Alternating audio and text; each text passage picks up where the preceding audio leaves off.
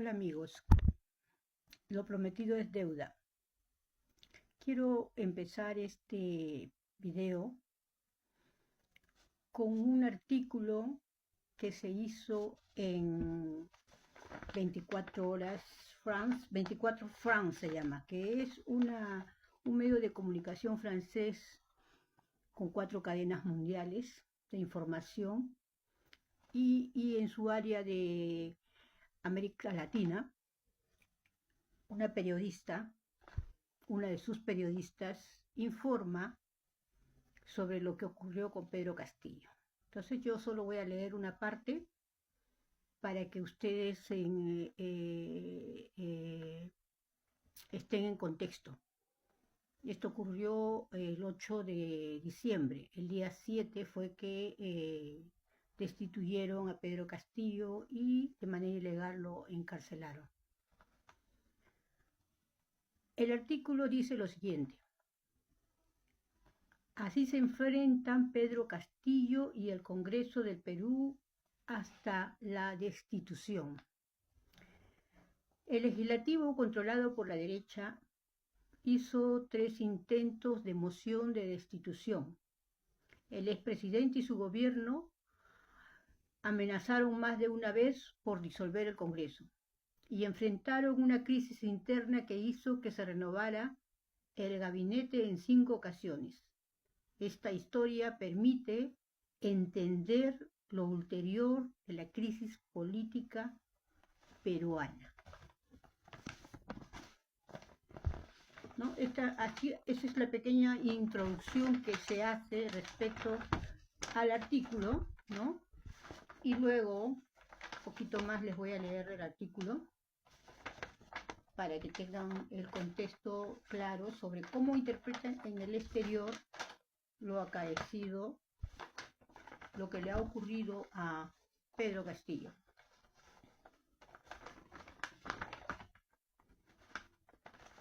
Dice así, disculpen, la informalidad, todo es informal, aquí no hay nada con alta tecnología ni sofisticación de nada, todo es natural, un poquito de lápiz labial, cositas así básicas. Bueno, sigo con el mismo artículo. Dice, se repite la historia en Perú. Un presidente disuelve al Congreso y el mismo día los legisladores reaccionan destituyendo al mandatario. Pasó en 2019 con Martín Vizcarra y ocurre de nuevo este 7 de diciembre. Estamos hablando del día que destituyeron a Pedro Castillo en el 2022, que fue un 7 de diciembre de 2022. Este artículo lo publican el 8 de diciembre. Continúo. Este miércoles el Parlamento peruano, dominado principalmente por la derecha, estaba convocado a las 3 de la tarde, hora local, para votar un tercer intento de moción de destitución en contra del izquierdista Castillo. Pero el presidente actuó primero y a mediodía publicó un video en el que anunciaba su decisión de disolver temporalmente el Congreso, convocar a elecciones del legislativo e instaurar un gobierno de emergencia excepcional para legislar con decreto ley, hasta que se eligiera popularmente a los nuevos congresistas. Sin embargo, la derecha ya había preparado un complot para engañarlo y sacarlo porque gobernaba solo como independiente. No quiso dejarle usar por el Frente de Perú Libre, no quiso dejarse usar por el Frente de Perú Libre que lideraba un político llamado Vladimir Cerrón. Se quedó solo, por eso se pudo hacer todo lo que le hicieron. ¿Quién escribe? María Clara Calle Aguirre, la periodista de 24 France, ¿no? Hasta ahí nomás voy a leer. Bueno, yo quiero primero aclarar, porque en todo momento aquí habla del presidente izquierdista, ¿no? Y mucha gente cree que Pedro Castillo es de izquierda. En realidad Pedro Castillo es un hombre que no está ideologizado, es decir, es un hombre de pueblo, es un hombre de provincia, es un hombre que nunca imaginó que iba a ser presidente de la República, ¿no? Entonces, él es un hombre honesto, quiere a su población, de origen muy humilde, su padre es analfabetos, quechua hablantes, entonces él tiene una extracción social popular y dentro de su estructura cultural la mejor intención para su pueblo, pero es católico, es conservador, ¿no? Pero no se puede decir que es un hombre de derecha, ni de ultraderecha, ni de nada por el estilo, porque en realidad por su condición social y por lo que defiende y por lo que él es un izquierdista. Porque si él estuviera con el poder político, con el poder económico, con los poderes corruptos del país, sí podríamos decir que es un derechista o un ultraderechista. Entonces, quiero aclararlo porque desde el momento que él es de una extracción social, defiende a una población marginada, con falta de oportunidades y que no ha salido de ese entorno local y que además se apegó mucho a sus amigos de la zona, sindicalistas, etcétera. Entonces, eso lo pone a él en una condición de hombre de izquierda, ¿no? ¿Qué es un hombre de izquierda? Pues un hombre de izquierda es una persona que lucha por sus derechos sociales que no los tiene, ¿no? No tiene su población, no tiene su región, no tiene eh, Cajamarca, de donde él viene, es el lugar más pobre del Perú, en otras palabras, ¿no? Entonces, por esas características, él es un hombre de pueblo, es un hombre humilde, entonces se puede decir que es un hombre de izquierda. No podemos determinar que sea de otra forma.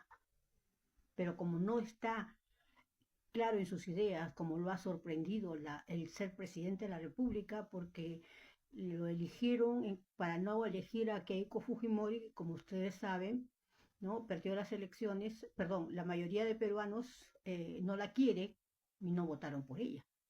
Entonces prefirieron votar por el Chotano. Ahora, este señor Pedro Castillo, sindicalista, fue invitado por un partido, Perú Libre, ¿no? De Vladimir Cerrón, que es un político que se autodenomina de izquierda, en todo caso incoherente y realmente un oportunista por sus acciones, que no viene al caso ahora detallar, ¿no? Entonces Pedro Castillo lo quiere utilizar, pero él no se deja utilizar. Pero él, ¿qué hace? En lugar de hacer un análisis de lo que vive, quiere decir que si de pronto renuncia a Perú Libre, está con Juntos por el Perú, donde hay profesionales y técnicos muy buenos, como Pedro Franqui, que fue ministro de Economía, y muchos otros. Entonces, él ¿qué decide? Decide alejarse de todos, de Juntos por el Perú, de Perú Libre, y estar solo y aislado con su gente chotana, que son personas que por un poco de dinero se venden fácilmente. Eso han demostrado. Entonces se queda aislado y cree que cediendo a las posiciones del Congreso de la República, en su mayoría fujimorista, derechista y ultraderechista, él puede lograr que lo dejen gobernar. Pero no es así. Nunca quieren reconocerlo. Siempre es el cholo, siempre es el serrano, el ignorante. A sus ministros, por ejemplo, ha tenido tres ministros, los primeros tres ministros, uno de ellos primer ministro, que acá tengo sus nombres: Héctor Valer, abogado; el otro fue Guido Bellido, un cusqueño, ingeniero, que hacía mucho ruido, claro, igual que hace la derecha y la ultraderecha, que pide que asesinen a los políticos, como pidieron que asesine a Pedro Castillo en época de campaña, ¿no? Y también Luis Barranzuela, un abogado y policía, que fue nombrado ministro del Interior. A todo esto el Congreso ponía objeción y no permitía que se gobernara sosteniblemente, sin contar con las tres mociones de vacancia que se presentaron porque desde el principio, no querían a Pedro Castillo. Y algo para mí muy, pero muy grave, por acá debo tenerlo anotado, es el hecho de que le hayan prohibido que vaya a eventos internacionales muy importantes. Por ejemplo, el Congreso de la República tiene que dar permiso al presidente para que se vaya a cualquier evento internacional, para representar al Perú y también para que en esos encuentros pueda conseguir apoyo económico, cultural y otras oportunidades. Y también aprender un poco de lo que acontece en el mundo exterior a nivel internacional. Ya somos ahora ciudadanos del mundo y necesitamos tener conocimiento de lo que ocurre en el mundo, ¿no? Entonces, empiezo. En agosto del 2022 no le permitió el Congreso ir a la toma de mando del presidente Gustavo Petro. Ahí se iba a encontrar seguramente con Boris, con AMLO, con el presidente con todos los presidentes latinoamericanos que en ese momento estaban, sobre todo con los gobiernos, con los que tenían presencia democrática en América Latina, ¿no? Brasil, etcétera. En septiembre de 2022 se le negó la autorización para asistir a la Asamblea General de las Naciones Unidas en Nueva York, en Estados Unidos. Me refiero al Congreso. Le negó el permiso.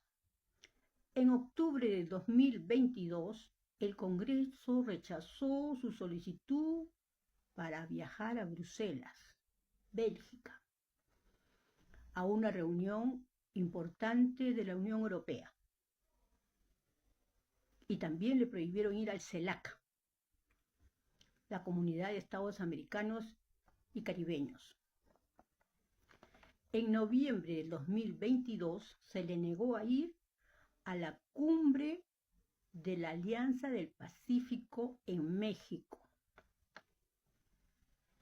Es decir, el Congreso de la República lo tenía secuestrado.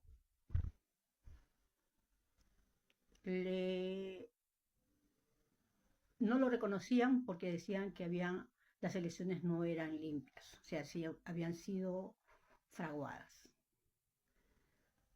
No le aceptaban ningún ministro, a todos los vetaban porque eran imperfectos, siendo el Congreso de la República en su mayoría, lo dije en mi anterior video, gente altamente corrupta e incompetente, corriente y vulgar. Entonces, no lo dejaron formar gabinete y él tomó malas decisiones, decidió escuchar a la derecha. Yo creo que con Juntos por el Perú hubiesen conseguido hacer una gestión muy importante, sostenible, y hubiera terminado su periodo electoral. Pero él se aisló junto a sus amigos chotanos. Es la verdad. Entonces, yo creo que ninguna fuerza política, ninguno de los sectores políticos, sociales en el Perú lo apoyó por racismo. Nadie pensó en la democracia. Nadie pensó en las consecuencias si a este señor que había sido legítimamente elegido presidente por una gran mayoría de peruanos del interior del país, caía, la mayoría que era fujimorista, derechista y ultraderechista, fascista, iban a tomar el poder. Y eso estamos viendo. A ese ministro del Interior que era policía y abogado, que dijeron que era incompetente, lo reemplazó el ministro Tarola. ¿Y qué hizo el ministro Tarola? Es comandante del ejército. Asesinar a 60 jóvenes del interior del país por protestar.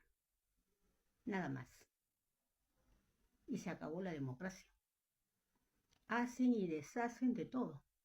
Son gente incompetente, mediocre, todos ven su bolsillo y están creando las condiciones, interviniendo las instituciones del Estado para que en las próximas elecciones tengan garantizado que Keiko Fujimori ingrese como presidenta de la República.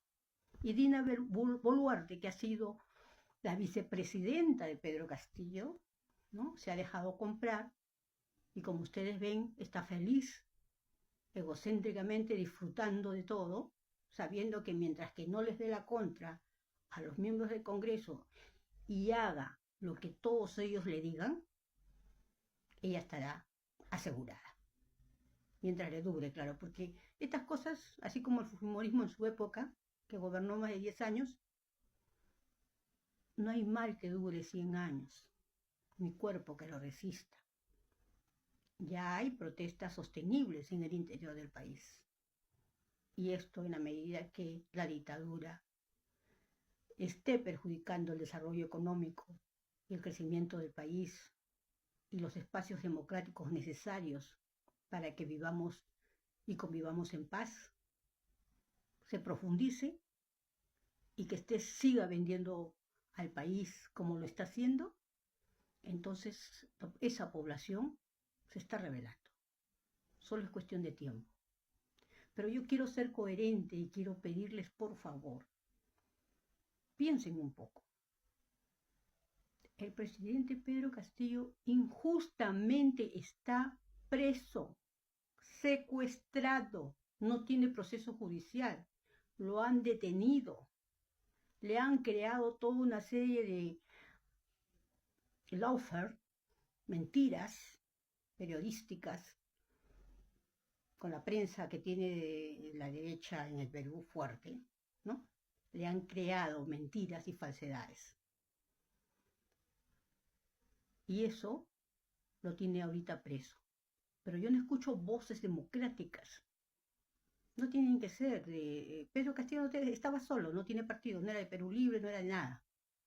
Y su gente chotana se vendió y lo traicionó. Y que si de repente han rasguñado algunos de sus amigotes algo, todo estaba siendo judicializado. No había razones para que él deje de ser presidente de la República. Hubiera llegado, las organizaciones se hubieran preparado y en un contexto democrático las cosas hubieran cambiado.